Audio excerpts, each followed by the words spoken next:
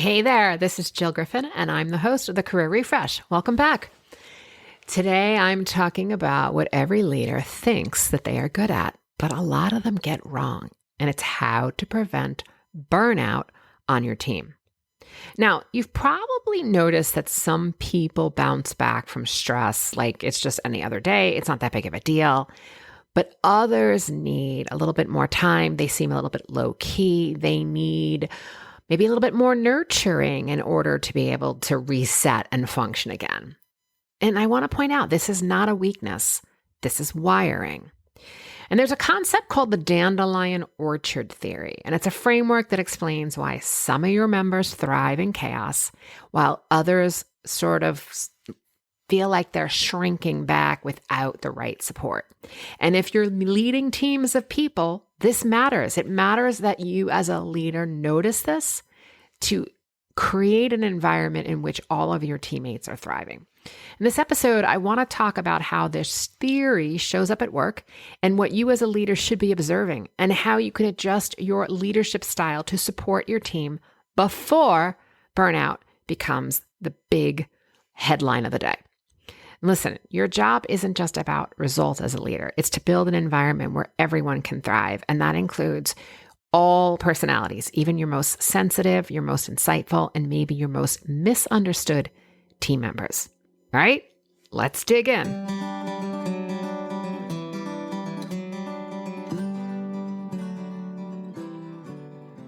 Here's what leaders need to know. In every team, there seem to be people who tend to bounce back really easy. I always talk about there's culture and there's climate. And if your culture is strong, you should be able to weather whatever the climate is. And climate is wins and losses and new business and restructuring and new team members. If your culture is strong, you can withstand the climate. And part of making that culture strong is really understanding how your teammates work and what helps them thrive. So there's people who are going to be totally fine with the last minute meeting, the pivot, they're good to go. It's no big deal. And there are other team members that are going to feel really stressed out by those high stake moments where they need to perform on the spot.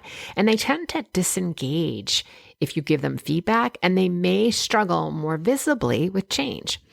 And I want to really talk about that this is not about their performance. We don't want an environment in which we only have the exact same type of people, right? We want diversity of thought, diversity of experience, diversity of what people are bringing to the table, right? We want to make sure that we're not just putting all emphasis on go, go, go performance and not also looking at the other essential skills. This is how people are wired, and people are all wired differently. So the orchid dandelion theory comes from, it's W. Thomas Boyce. I've talked about him on the show before. And he explains that people differ based on the environment and the level of stress. So a dandelion is resilient, adaptable. They can thrive in a range of environments. Whereas the orchid is highly sensitive to context, meaning they can struggle in misalignment or harsh environments, but they excel in ones that are much more supportive and emotionally intelligent. And this shows up everywhere, from hiring to hand raising to collaboration and burnout. So great leadership means observing those subtle, not just the metrics and the deadlines, but the energy, the behavior, and the interpersonal dynamics of your team. So as a leader, this is what I want you to look for. Your dandelion team members are going to thrive in the fast pace, the ambiguity. They're much better in startup environments, or they're visibly much better in startup environments. They rarely complain. They're fine. Even when they're not. And they can handle conflict pragmatically. They move on quickly. They're often perceived as dependable, sort of low maintenance, and leadership ready. But the burnout warning signs of someone who is a dandelion is that there may be increased sarcasm or detachment. You should be watching out for that, because if that's happening, they're starting to get a little bit burnt out. They may withdraw after long-term overperformance, right? They were on a marathon and now they're like, oh my God, I can't keep this up. There may be sudden, unexpected drops in their motivation or the quality of their work. And being in that crisis mode, which is their default operating system. Like if any of you are watching The Pit or have watched it, I mean, I loved it. I was like, oh, this is my favorite place ever. Clearly, I'm the dandelion here. But if you're in that crisis mode by default for too long, you're going to fall into burnout. Our orchid team members are the ones that are sensitive to tone, unspoken dynamics, the emotional undercurrents. They're going to do best when they have clear expectations, regular feedback, and some level of safety where they feel like they can ask you a question and they're not going to get an abrupt or curt or clipped answer. They are thoughtful, intuitive, and detail-oriented, and at times they're misinterpreted as high maintenance or not ready for leadership roles or soft, right? We're going to use that as a negative here, that they might be soft. And their warning signs might be obsessive overworking so that they start to earn your approval. They may be taking vague or poorly delivered feedback personally.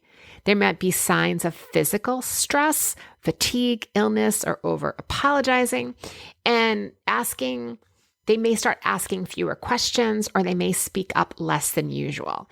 And I just want to remind us as leaders, just because someone looks fine doesn't mean they are, right? Orchids mask and dandelions minimize, and both types of people need proactive check-ins. And here's how it impacts career growth and the team dynamics.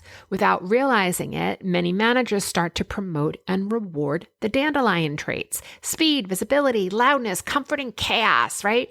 But they start to overlook the orchid strengths like emotional insight, thoughtfulness, pattern recognition, empathy, really good nurturing their teams. So what does it mean? It means that orchids could be under leveraged in leadership roles, and dandelions may be over-relied upon without adequate support. So if you want more innovative, inclusive leadership with diversity makes us stronger, right? We're having diversity of thought and ideas and experiences to bring into our business. We want to look beyond who may be those initial and early hand raisers. So when you're thinking about how you as a leader can support and also prevent burnout in both types, I'm going to tell you, leadership is not about treating everyone the same. You have to tailor, if you want to be a good leader, you have to tailor your approach based on who you are talking to or the teams that you're talking to. So you might want to learn the stress response patterns, right? Asking a teammate, what does support look like for you when you're under stress? And normalize conversations around workload, processing feedback, team dynamics. Make sure it's not something where people feel like they're complaining if they're asking for questions. And don't assume that silence is satisfaction. Next, you want to diversify your communication style and your feedback style. Whereas orchids may prefer written feedback so they have time to prepare and present their ideas, dandelions may appreciate fast feedback, but also they may benefit from that reflection time. So when you're offering both synchronous meetings and asynchronous opportunities, right? Slack and documents, finding different channels for ideas to be shared will make sure that both types of workers will have an opportunity to be heard. And then make sure that performance reviews and check-ins are predictable, that they're specific, they're actionable, and as always, that they are kind. This is going to benefit everyone, not just the orchids out there. So I want you to also think about how you're designing inclusive growth opportunities. Don't conflate visibility with readiness. Some of your best strategic thinkers aren't loud in meetings. They are crafting their thoughts, they're processing, and they're going to send you information after. They may stretch projects and add in some buffer, right? If you can do this, this is going to really help some of those people who are orchids to prepare and reflect. And make sure your leadership, again, is psychologically safe, making sure that people can ask questions. They don't feel like their head's going to get bitten off or that they're going to get a terse or a clipped answer. You want to make sure that you're not just being performative with your inclusivity, that you really are working on that. And this is a great opportunity as you as a leader, you're going to need support too. So this is where it's great for you to have a leadership strategy and for you to hire an executive coach. I might know one. I also want you to rethink what high performance means. Is it speed or is it sustained contribution? Is it charisma or is it influence, credibility, and trust? Is it the loudest idea or the one that actually creates impact and changing? These are not binary, and I realize I'm asking them in ways that are binary. I'm just trying to get you to think about some of the ways that we measure what high performance is. So look, in some real life examples, if a dandelion joins a startup, adapts quickly, and becomes the go-to for crisis management, great.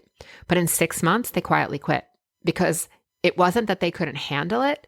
It's because no one ever asked them if they were okay.